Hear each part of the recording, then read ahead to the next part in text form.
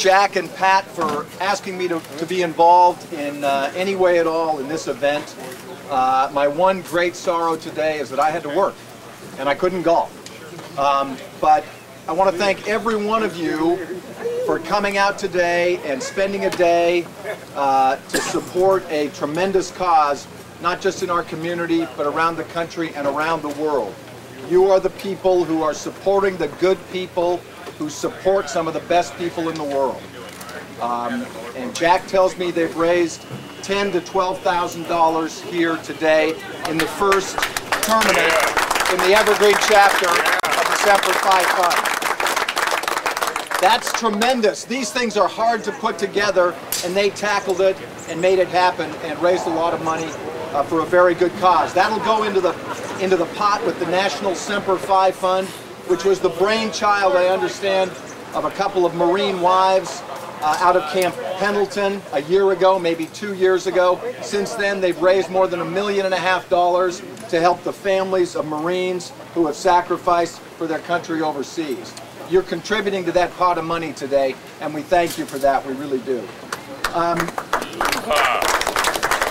We're blessed with a beautiful day in Carnation, Washington today, but this evening really connects with a town called Ramadi, a long way from here.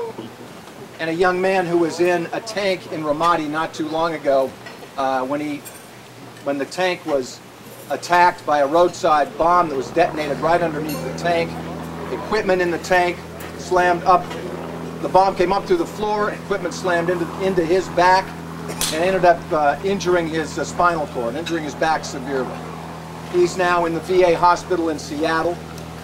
His name is Joe Lowe, and he is now, as a Marine would, taking the challenge head-on of life as a paraplegic. His parents are here today, and they are two of the people who have benefited directly from donations made to the Semper Fi Fund. They've been able to come on weekends and visit Joe in the hospital. They were able to take time off from their personal business to go overseas, visit him overseas when he got treatment, when he came back through Bethesda, and in his time here. So they've been able to connect with their son who's been badly injured, due in large part to the good people at the Semper Fi Fund, the people that you're supporting here today. They also have another son, Jimmy, who is also a Marine. And who has been able to come back from overseas to also help out with his brother's new challenges in tackling the life that's been handed to him and the life he has ahead. And if we could, Lori and Mike Lowe, if you could come up here real briefly.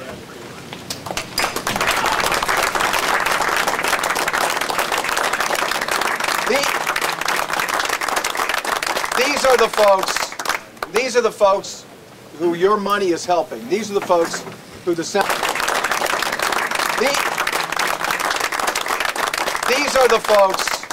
these are the folks who your money is helping. These are the folks who the Semper Fi Fund helps. And I just want to ask Lori or Mike, whoever wants to stand up. This thing isn't going to help you, so you're going to have to belt it out. Okay. But tell us a little bit about Joe Lowe, who he is, the challenges he has ahead, and how this organization's helped him. Joe you can hold that if you help. Okay. And belt it out. Okay. Joe is 24 years old. He's been in the Marine Corps for about 4 years. He was severely injured in Iraq, and his brother was serving in Ramadi. Joe is a great Marine. He's a fighter. He's a warrior. His fight has changed. He's not fighting Iraqis or insurgents any longer. He's fighting to adapt to being a paraplegic, and I'm just so proud of him. He realizes that he has an opportunity to go forward and live a full life and maybe touch some other people's lives with this unique injury that he has. I'm just proud of him. He's got a great spirit, and I'm proud of the fact that I married a Marine. I raised 2 Marines. The Semper Fi Fund, they came into the hospital. They said, we're here to help the families of injured Marines. And I said, well, I don't want to take anything away from people that are destitute and really need this. And she said, no, we're here to help every family of injured Marines. help us financially, and there were a lot of things that we were concerned about: housing, transportation, car rental, and it took all that stress away. And I'm just so thankful to the Simplify Fund for what they were able to do. Fantastic. Lori and Mike Lowe.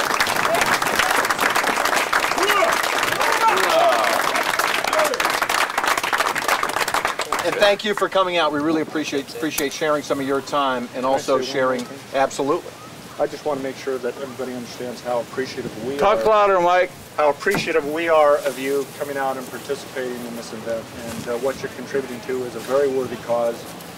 Families like ourselves, when you get that news, you kind of go into a state of shock.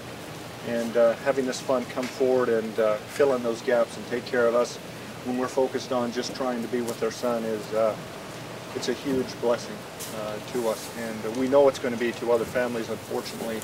We definitely want to contribute to that as well going forward. But thank you for coming.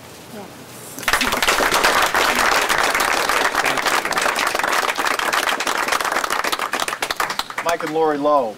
And again, in your prayers, think of Joe Lowe if you can. He's a young man, tough young man with some tough days ahead, but he's a Marine, and I imagine he'll do okay.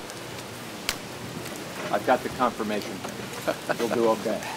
I want to introduce your Master of Ceremonies for the evening, because you've got golf to talk about now, and prizes to give away, and winners to award, etc.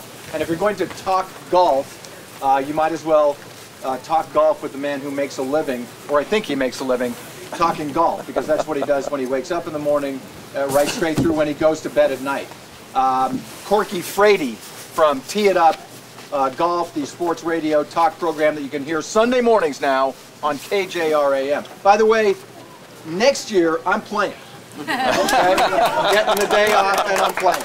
And thank you for having me. I really appreciate it. It's an absolute honor. Corky Frady. Thanks. There he is, Corky.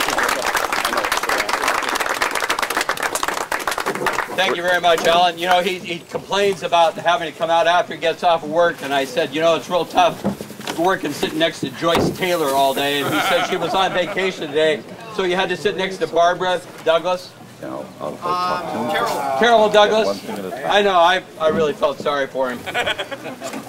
I don't know about you, how your golf went today. If it would have been a 16-hole tournament, we would have had a lot of fun. Hey, hold it, you guys. Hold it just a minute. Just a second. Just a second, Johnny. I don't know about you guys. You know, we played in foursomes. The best-looking threesome out here are these guys right here. Let's have a round of applause for them. Thank you. Okay, we have some awards that we need to give out, and we're going to do that. But first, my friend Boyce Clark, I got your name right today. Boyce and Jack, the job they did when I met with them, what did we meet, about 6 months ago, 7 months ago? Seems like, yeah. Seems like that. When these guys went and talked about putting this event together, they did a heck of a job, and they really deserve your congratulations. It's very difficult putting on golf tournaments, and to put on a golf tournament and raise $10,000 to $12,000 the first day speaks highly for them, speaks highly for you, speaks highly for the cause, and you're all to be congratulated for the day you gave for the Simplify Fund. Thank you very much. Okay, we got some prizes. Yeah, we're going to give away the long drive. We got those first. Okay, why don't we start with the long drive, longest drive, and this one here is let's see, closest to the hole in